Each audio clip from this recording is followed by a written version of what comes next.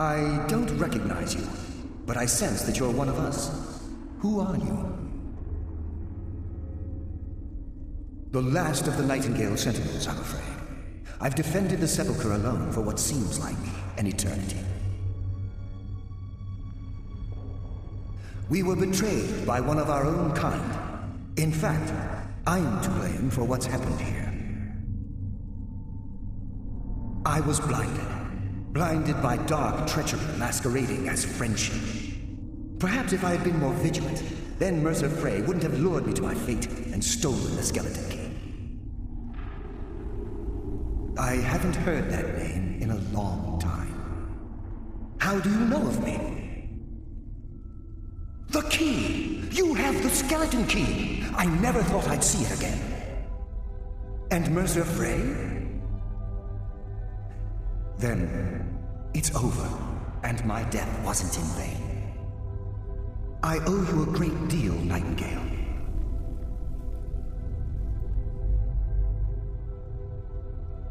That's quite a noble sentiment for someone in in your line of work. My only regret is that you had to undertake this task alone. Carlyle? She's still alive? I feared she'd befallen the same fate, ending up a victim of Mercer's betrayal. Nothing would bring me more pride than to return the key, but I'm afraid it's impossible. From the moment I arrived here, I felt myself, dying. The Sepulchre isn't merely a temple or a vault to house the key. Within these walls is the Ebonmere, a conduit to Nocturnal's realm of Everglow. When Mercer stole the key, that conduit closed, severely limiting our ties to her. I'm afraid so. I'm weakening, and I can feel myself slipping away. The years without restoration of my power have taken their toll. Whatever damage has been caused can only be corrected by following the pilgrim's path to the Ebonmere and replacing the key.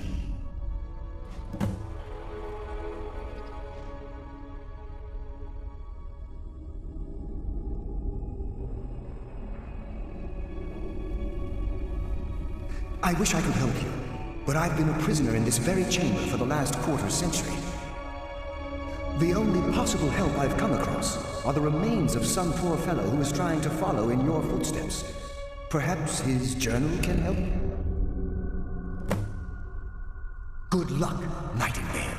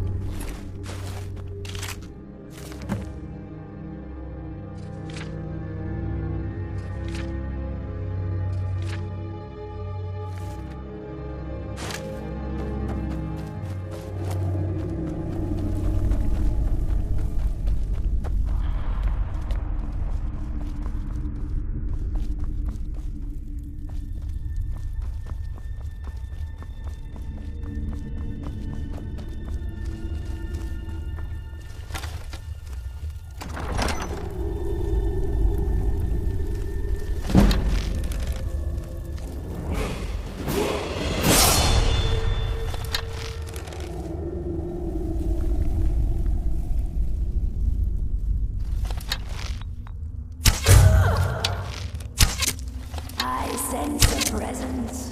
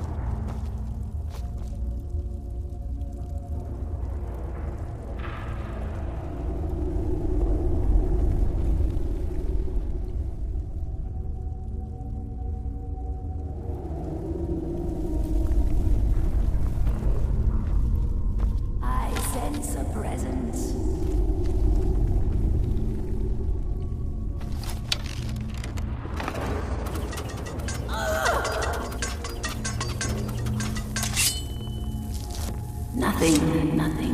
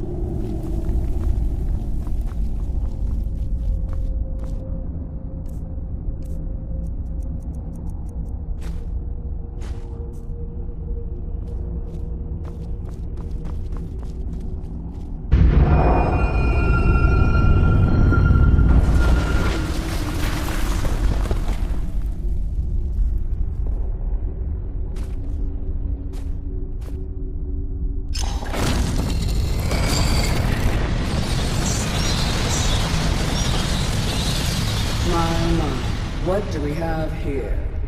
It's been a number of years since I've set foot on your world. Or perhaps it's been moments. One tends to lose track. So, once again, the key has been stolen, and a champion returns it to the Sepulchre. Now that the Ebonmere has been restored, you stand before me awaiting your accolades. A pat on your head, a kiss on your cheek. What you fail to realize is your actions were expected and represent nothing more than the fulfillment of your agreement. Don't mistake my tone for displeasure. After all, you've obediently performed your duties to the letter. But we both know this has little to do with honor and oaths and loyalty. It's about the reward, the prize. Fear not. You'll have your trinkets, your desire for power, your hunger for wealth. I bid you to drink deeply from the Ebonmere mortal, for this is where the agent of Nocturnal is born. The oath has been struck, the die has been cast, and your fate awaits you in the Evergloam. Farewell, Nightingale. See to it that you stay this time, won't you?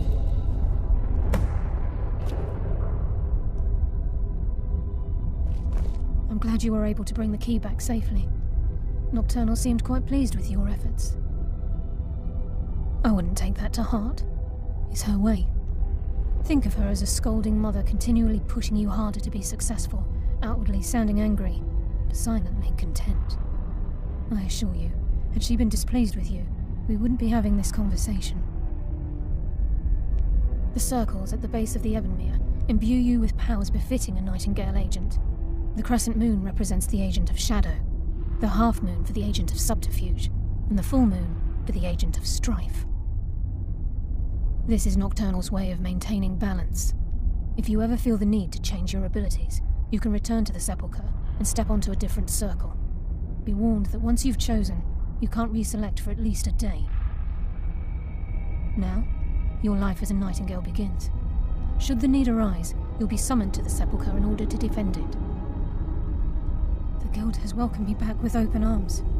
I feel like a void in my life has finally been filled. I only hope that this isn't an ending to things, but actually the beginning.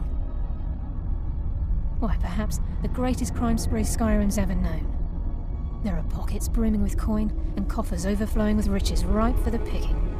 We may be Nightingales, but in our hearts we're still thieves, and we're damn good at what we do.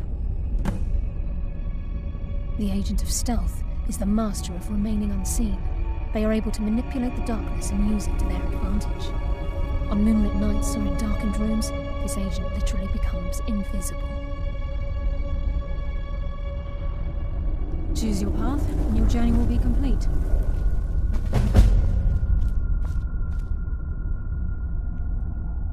Carlisle? Gallus! I feared I would never see you again. I was afraid you'd become like the others. If it were not for the actions of this Nightingale, your fears would have come true. He honors us all. What will you do now, my love? Nocturnal calls me to the Everglow. My contract has been fulfilled. Will I ever see you again? When your debt to Nocturnal has been paid, we'll embrace once again. Farewell, Gallus. Eyes open. Walk with the shadows. Goodbye, Carlisle.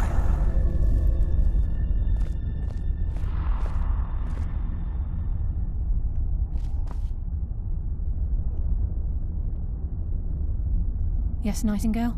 What is it? Gallus's oath has been paid. His actions have satisfied the terms. Now his spirit becomes one with the Evergloam, the realm of perpetual twilight and the cradle of shadow. No, not gone. He's become one with the shadows. This is the greatest honor a Nightingale can possibly achieve. In death, he's become a part of that which we used to live. Absolutely. When we say, walk with the shadows, we are asking those Nightingales who have passed on to protect us. It's believed that they are literally what guides our uncanny luck, by placing their hands in ours. That's why the Ebonmere needed to be reopened. Without it, there's no way Nocturnal was able to allow them through. I've decided to make my home at Nightingale Hall. Since it's your home as well, I hope to see you and Brynjolf there. Of course, I may visit some of Skyrim cities to acquire things from time to time. Can't afford to get rusty now, can we? Farewell. Eyes open, and walk with the shadows.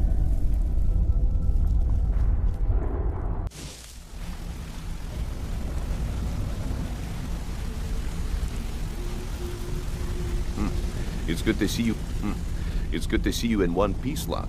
I just wanted to give you a proper thank you for everything you've done. The guild is back on its feet again, and on its way to a prosperous future. What's become of the skeleton key? That's it then. After all those years of helplessly watching the guild decline. But enough of that. I'm confident that with you in charge, we'll soon have more gold than we could possibly spend. I'll be down here, trying to coordinate everything with Delvin and Vex, to make sure the coin keeps flowing, and no one skims. If you still feel like doing some jobs, I'm sure Delvin and Vex have more than their fair share to give out. Either way, it's been a pleasure, my friend. Here's to the future of the guild.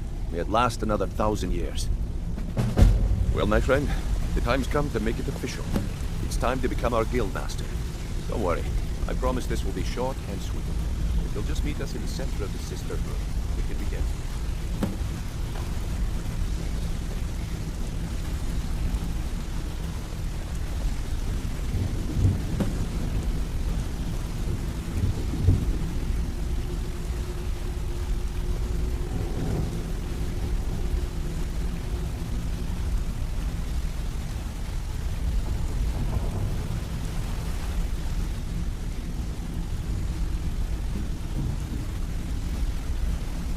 Look, I've never been good at these things, so I'm just gonna keep it short.